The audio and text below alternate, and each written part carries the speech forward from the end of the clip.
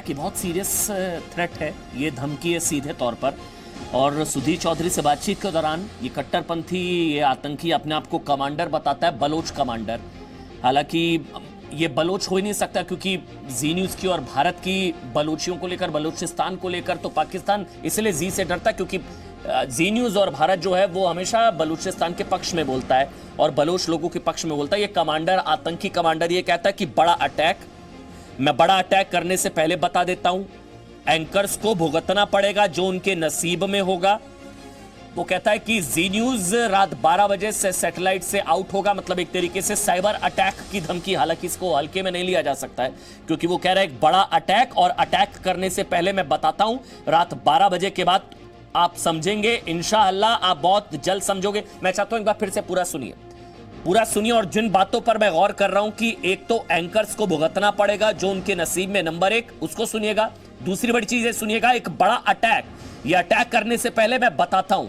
जी News के editor in chief Sudhir Chaudhary को फिर से धमकी और जी न्यूज़ को सैटेलाइट से हटाने की धमकी दी गई है। बहुत ध्यान से सुनिएगा, फिर से 1 मिनट 35 सेकंड की यह आतंकी कॉल। मुझसे क्या चाहते हैं आप?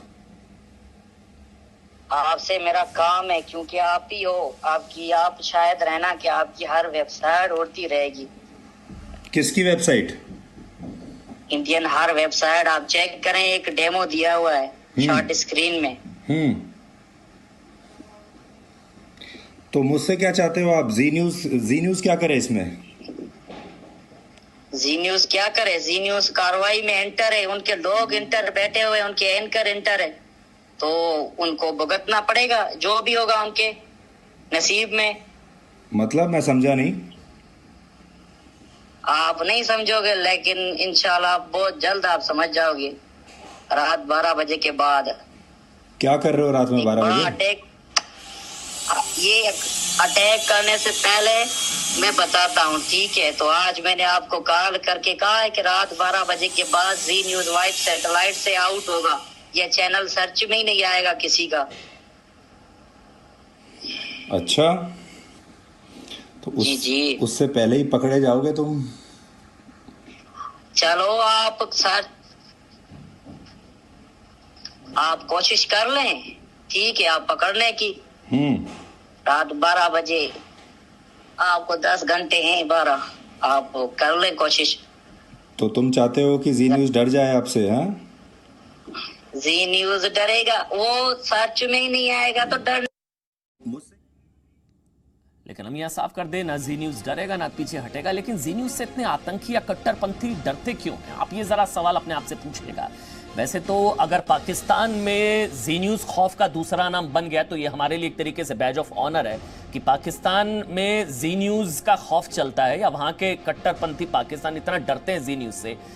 या ये पहली बार नहीं है। देखिए, मैं एक और आपको बयान सुनाने जा रहा हूं। हाफिज सईद की धमकी याद है आपको, जो जी न्यूज़ के? उसके बाद मैं अमित प्रकाश, मेरे संवाददाता, मेरे सहयोगी न्यूज़ रूम से मेरे साथ जुड़ चुके हैं, उनके पास चलूंगा। लेकिन बस यादें ताज़ा करने के लिए आपको, क्योंकि पहली बार नहीं जब जी न्यूज़ को इस तरीके से धमकी दी गई है। हाफिज सईद, आतंकवादी हाफिज सईद ने कैसे जी न्यूज़ को धमकी से पहले दी थी, वो आज आपको सुननी चाहिए। ये जो एंकर इनके बैठ के कल मजे ले ले के खबरें बता रहे थे और झूठ पर मबनी हंसी आ रही थी इन सारी की बातों से, और तुम सबको, जी टीवी वालों और इंडिया के चैनलों वालों, इंशाल्लाह तुम्हें पता चलेगा पाकिस्तान के फौजी जवान किस तरह इंतकाम लेते हैं, सर्जिकल स्ट्राइक्स क्या होती है। इंशाल्लाह हम तुम्हें पढ़ाएंगे, सर्जिकल स्ट्राइक्स भी हम तुम्हें पढ़ाएंगे। सबीरुल्लाह, सबीरुल्लाह। ये हाफिज सईद की जी न्यूज़ वालों, मतलब पाकिस्तान से हर दूसरे दिन आता है जी न्यूज़ वालों, जी न्यूज़ वालों। हम लोग ये सवाल उठाते हैं कि जी न्यूज़ से डरते क्यों है कट्टरपंथी। मेरे साथ अमित प्रकाश, मेरे सहयोगी, इस वक्त मेरे साथ लाइव जुड़ चुके हैं। इसके अलावा एक बहुत बड़ा पैनल, मेरे साथ तारिक फतेह साहब है। आज मेरे साथ तारिक फतेह साहब है, कॉलमनिस्ट हैं, वो भी मेरे साथ हैं। मेरे साथ Amit Dubey, cyber security expert, Rakesh Sinha, Sushil Pandit साहब, अवनीजेश अवस्थी, मौलाना अली कादरी साहब है। बहुत बड़ा पैनल है, मैं सबके पास आऊंगा सर। लेकिन सबसे पहले अमित प्रकाश, मैं आप ही से शुरू कर रहा हूं। क्यों डरते हैं भाई? क्योंकि हम कश्मीर में जो है 370 हटाने के खिलाफ मुहिम चलाते हैं, या कश्मीर में अलगाववादियों की पोल खोलते हैं? डरते क्यों हैं ये हमसे इतना? अमित। देखिए अमन, सबसे बड़ी बात तो ये है, आपने एक बयान हमने दर्शकों को भी सुनाया भी, हाफिज सईद के बाद आप ये सोच लीजिए लेटेस्ट एग्जाम्पल आपके पास क्या है। अब से कुछ दिन पहले अपने डीएनए में वो स्टोरी भी चलाई थी, उसमें आपने साफ कहा था चीन किस तरीके से जासूसी करा रहा है भारत के 10,000 लोगों की, और उसमें जी न्यूज के संपादक का भी नाम। और उसके बाद अब इस तरह की धमकी, ये खींच किस लिए है? अब हम सवाल ये इसलिए भी उठा रहे हैं कि हमारे पास मसाला नहीं है, हमारे पास चटकदार खबरें नहीं है, हमारे पास लाइन से हट के हम सच में जो सच है वो दिखाते हैं, और सच कड़वा होता है। मन ये बात बार बार कहते हैं, यही सच पसंद नहीं है। और जब सच पसंद नहीं है तो कुछ कर तो सकते नहीं है, सिर्फ धमकी दे सकते हैं।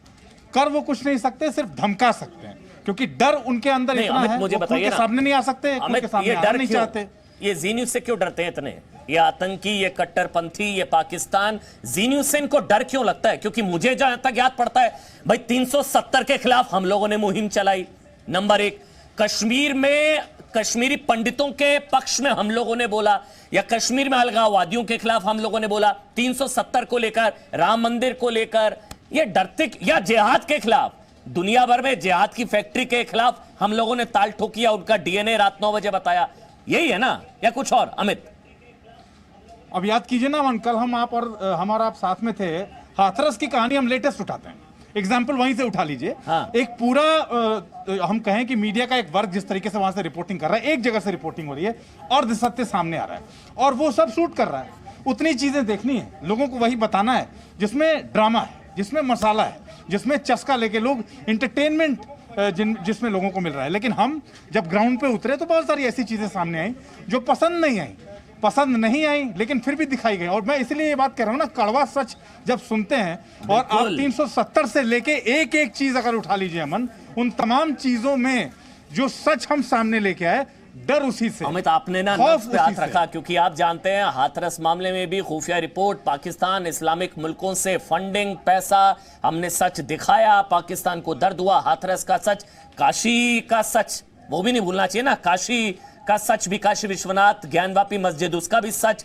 राम मंदिर, 370, कश्मीर, ये सारी चीजें, जिहाद के खिलाफ ताल ठोकना, वो सारी चीजें। अच्छा, एक बात, आप पीएफआई का नाम लिया आपने, क्यों ना कनेक्ट करें? पीएफआई फंडिंग को क्यों ना कनेक्ट करें? रातों रात लाखों रुपए जिस अकाउंट में जमा हो रहे हैं, पूरा प्लांट जिस तरीके से चीजें हो रहा है, और वो प्लांट जो वेबसाइट रातों रात तैयार की गई, उसको अगर हम एक्सपोज कर रहे हैं तो दर्द तो होगा ना मन? नहीं, लेकिन पता तो चलेगा ना, पूरा प्लान खुल गया, पूरा प्लान पता चल गया। अमित, रात 12 बजे एक बड़ा अटैक, मैं अटैक करने से पहले बताता हूं, एंकर्स को भुगतना पड़ेगा, जो उनके नसीब में होगा, ये सारी चीजें। मेरे साथ राकेश सिन्हा, राज्यसभा सांसद हैं, बड़े नेता है बीजेपी के। राकेश सिन्हा जी, आप भी कई बार मेरे साथ डिबेट्स में रहे हैं, कई बार मेरी आपसे बातचीत भी हुई है, हर मुद्दे पर आपसे बातचीत हुई है, मुखर रहे हैं आप। डर क्या है जी से?